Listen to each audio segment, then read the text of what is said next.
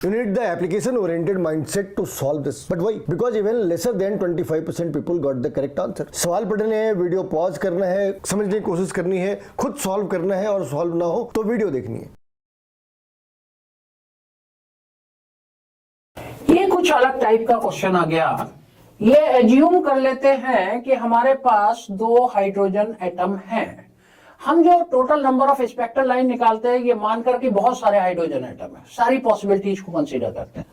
अब हमारे पास केवल दो ही है हाइड्रोजन एटम और दोनों कौन से लेवल पर है? 5 लेवल पर।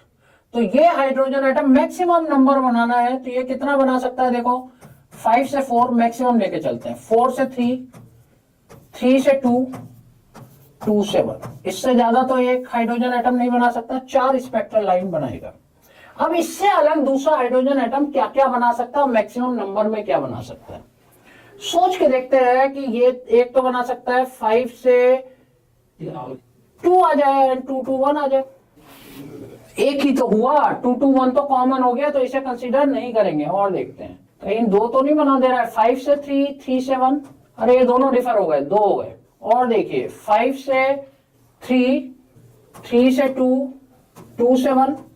अरे ये दोनों कॉमन हो गए, 3 से 2, 2 से 1, एक ही रह गया।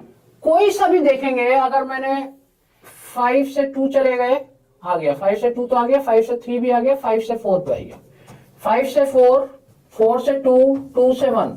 फिर ये और ये कॉमन हो गए एक, तो मैक्सिमम 2 इसने बना दिए, 2 इसने बना दिया। इसमें फॉर्मूला काम नहीं करेगा, 2 ही हाइड्रोजन एटम है, मैक्सिमम स्पेक्ट्रल लाइन निकालनी है। एक ने तो 4 मैक्सिमम शो कर दी, जो कॉमन है उसे कंसीडर नहीं करना है। दूसरा हाइड्रोजन एटम मैक्सिमम इससे डिफरेंट 2 बना सकता है और 5 से आना एक पे ही है, 5 से 3, 3 से 1। मैंने सारी पॉसिबिलिटी लिखी, बाकी एक एक शो कर रहे थे डिफरेंट वाले, ये 2 शो कर रहा है।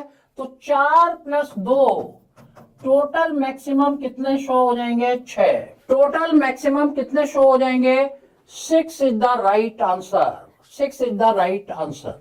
तो बच्चों, विपिन सर ने पूरी डिटेल्स में समझाया कि आंसर 6 क्यों होनी चाहिए। तुमने नोटिस करा कि कई सारे कॉमन हो सकते हैं, लेकिन प्रॉब्लम फिर वही रहेगी ना। तो formula has been form for the multi electron system. तो कैसे मालूम होता? जब तुम इमेज देखते तो एक इलेक्ट्रॉन 5 से 1 पे आ रही है, एक इलेक्ट्रॉन 4 से 1 पे आ रही है, एक इलेक्ट्रॉन 3 से 1 पे आ रही है, एक इलेक्ट्रॉन 2 से 1 पे आ रही है। भाई इलेक्ट्रॉन तो एक ही है ना, तो या तो वो 5 से 1 पे आ रही, या फिर 4 से 1 पे आ रही, या 3 से 1 पे आ रही। लेकिन वो जो सिस्टम है वो मल्टी इलेक्ट्रॉन सिस्टम के अंदर है। वो मान के चल रहे हैं कि 8-10 इलेक्ट्रॉन होंगे, सबके रैंडम से ट्रांजिशन है। लेकिन इस केस में प्रिसाइजली लिखा है कि सिर्फ 2 इलेक्ट्रॉन है। तो हमें हर एक इलेक्ट्रॉन की जो पॉसिबल ट्रांजिशन है वो निकालनी है और ये क्रॉस वेरीफाई करना है कि क्या उसके अंदर कोई कॉमन तो नहीं है, जैसा विपिन सर ने बताया। तो सवाल ये है कि अगर मान लो हमने एक रैंडम से बात करी कि कम से कम कितने इलेक्ट्रॉन हो कि ये 10 शो करे, तो उसका आंसर है कि कम से कम 6 इलेक्ट्रॉन होनी चाहिए, तभी ये जाके 10 लाइनें शो कर सकते हैं। वैसे अगर मान लो 4 से 1 की करी, 4 से 1 की करी, तो कम से कम 4 इलेक्ट्रॉन होने चाहिए, तब जाकर ये ऐसा शो कर सकते हैं। ऐसे बहुत सारे वीडियोस के लिए नीट प्रेप को लाइक करें, सब्सक्राइब करें और शेयर भी कर ले।